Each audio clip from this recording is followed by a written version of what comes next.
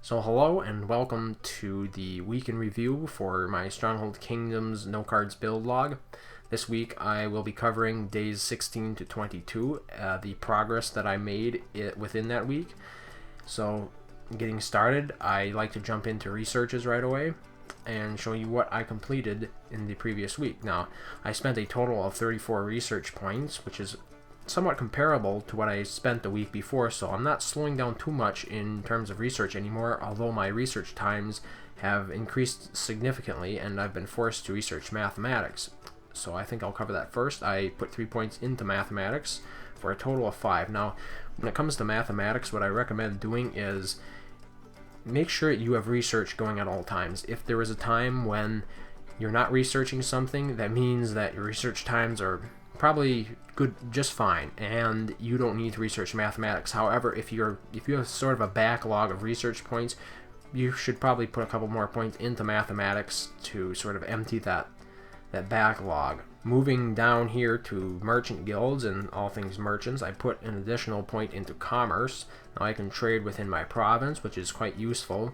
So with that in mind, I fully researched transportation to level 10. This gives me a lot more flexibility in where I can sell my goods. I can pretty much sell province-wide now for much better prices than I ever could when I was just selling within my county, given the relatively small size of my county. Down on the theology side of things, I put 1 point into Eucharist to unlock the ability to interdict myself, and 1 point into monks, so I can now hire 1 monk.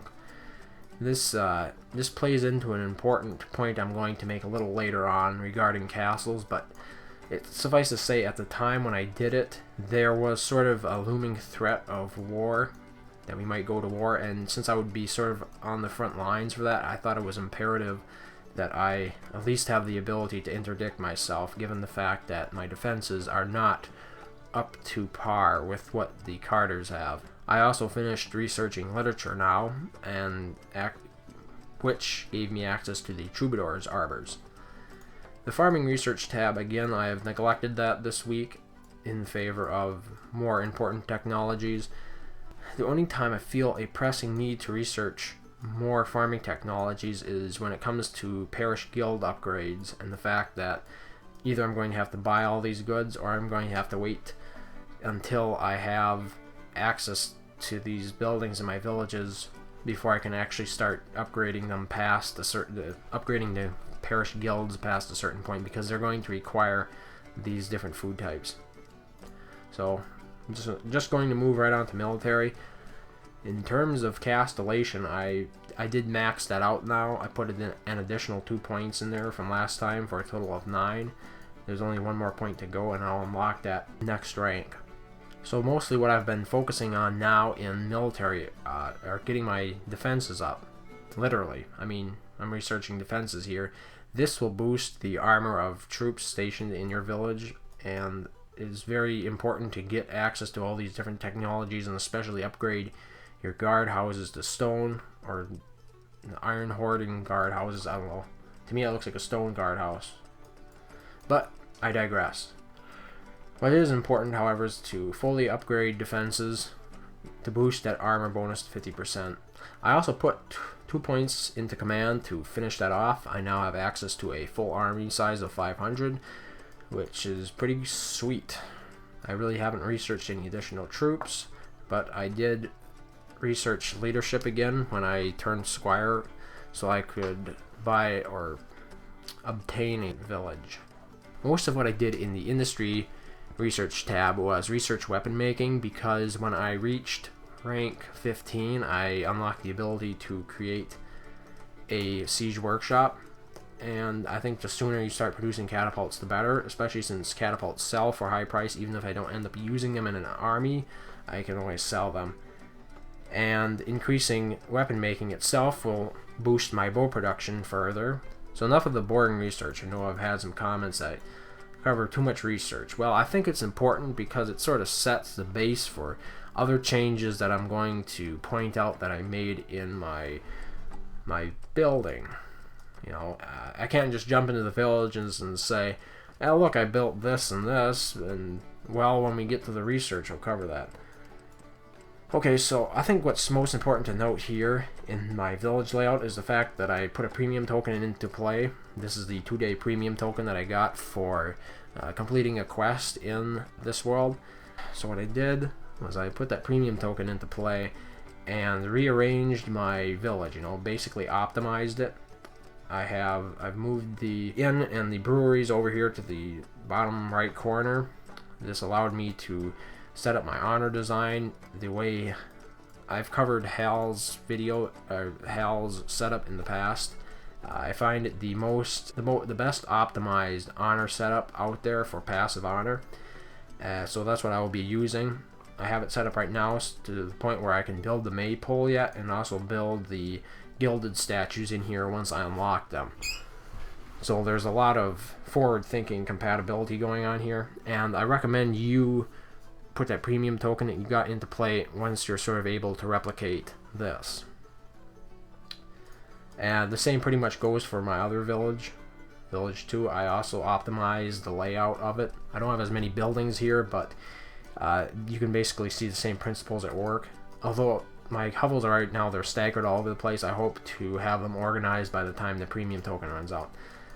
Finally, in regards to villages, I bought a 3rd village. I decided to put my 3rd village in the same parish as well, due to the fact that the charter to get outside my parish was just too expensive, and the more time I wasted, the more time I was losing out on being able to build a 3rd village, because I already delayed it for 1 day instead of capturing this player like I was planning on doing. So I did come out ahead in the sense that, a day lost is only 60,000 honor, and if I'd captured this player, I would have been in the hole for around 120 honor, 120,000. So it depends on your situation. If you have a target who is of higher rank, I mean, this player is a freeman, obviously not playing anymore. If you can find a player you can target for a village of higher rank, go for it then.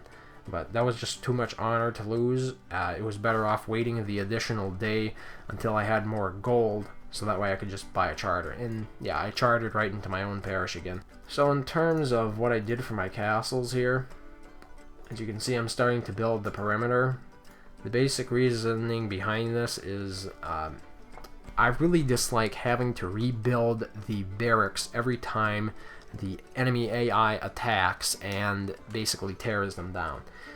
Now, this was a good point that I wanted to make, is that this is not very defensive, what I have here. It has a very weak core, which means anybody with catapults is going to be able to take this village in pretty much one sweep.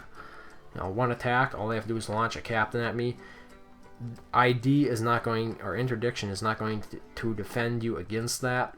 So that is a potential problem if players know the weakness of this castle. However, I tried to mitigate the chances of this happening by building enough barracks to get me to 360. Well, I can put 370 troops on my walls. Now this will most likely, I'll put all archers here. So this will most likely stop all scouts, also given the high research of my keep. I researched Castellation, so my keep is quite well upgraded. So the important thing here is that players who aren't watching these videos, they won't know what my defenses are, and if they scout me, most likely all the scouts will die, so that will help deter them. And also, if they do decide to do a blind attack, I can always interdict myself. That's the reason that I went ahead and researched interdiction. So that way, they'll send a breaker, they'll notice that the castle is weak, but I'll already have interdicted by that time.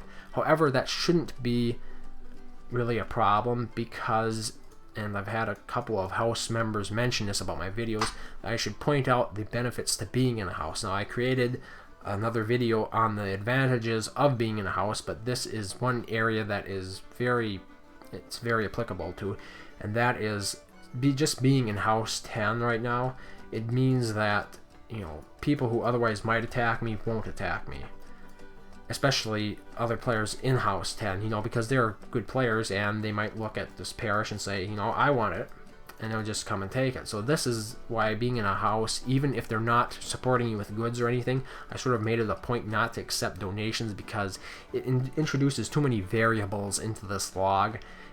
Because it's not every faction is going to be able to support you on the same level. I didn't want to introduce those variables. I wanted to keep things, the environment, as controlled as really humanly possible in Stronghold Kingdoms. So I didn't want to introduce that element, but joining a house, it has an implicit and very significant bonus, even if it is, it's not readily apparent to other people. So yeah, that is the reason that it is important to get into a house, even if you are, or if you're not, a very pro player. Now, until just recently, there was sort of a threat from House 19. They might declare war, and they controlled quite a few parishes around here. So there was, like I said, the element that I might be attacked by them, given that I would be sort of on the front lines. I mean, this is not... I think they held West Pennsylvania, if I'm correct. They weren't right next to me, but they were in attacking distance. So I believe there was cause to prioritize defenses, and that was basically what I did for the first half of the last week. Afterwards, I focused more on transportation research for my merchants, and then I also bought another village.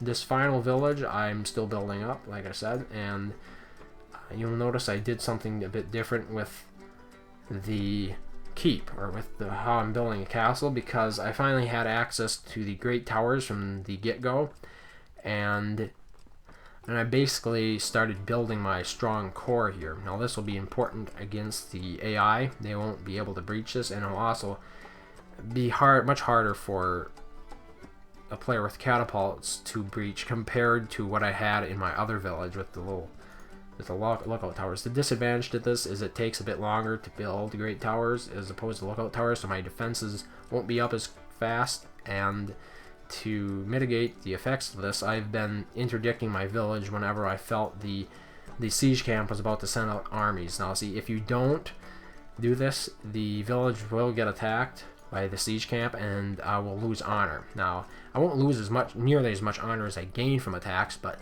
I would just like to point out the fact that gaining or successfully warding off enemy AI attacks is a great source of honor.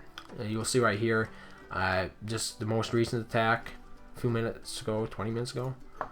Wow, 30 minutes ago already.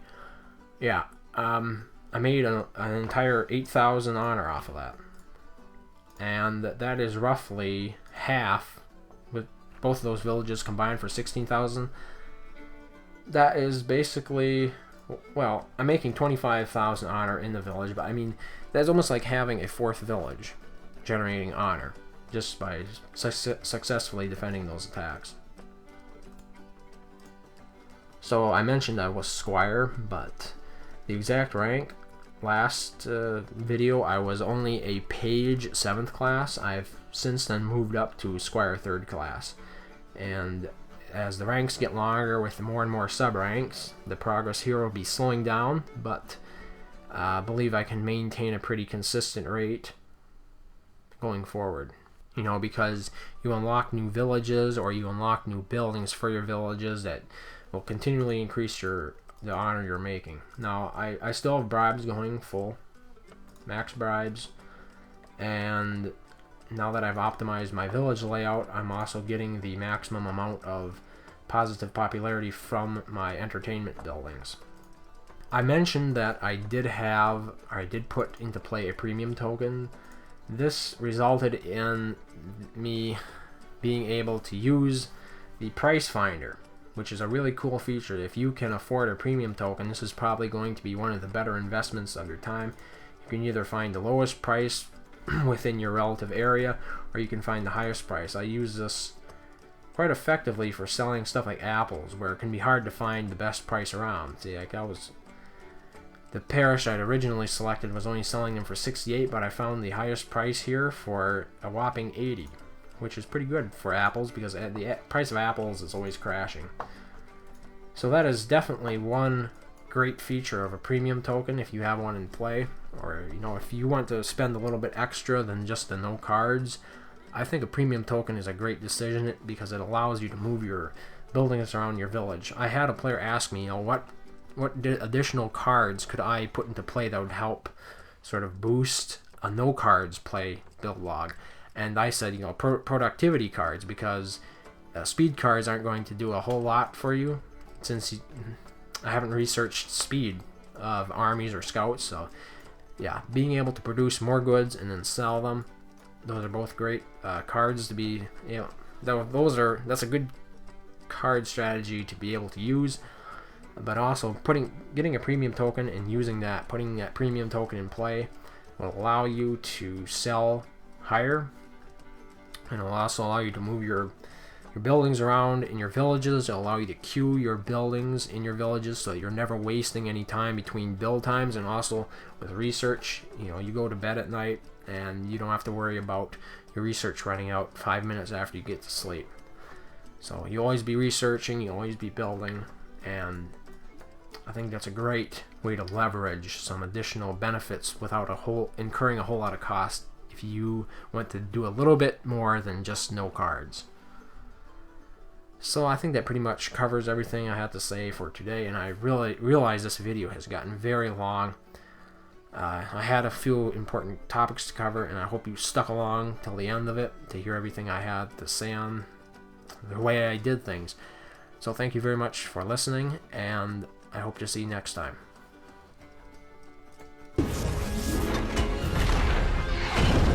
Stronghold Kingdoms. The battle has just begun.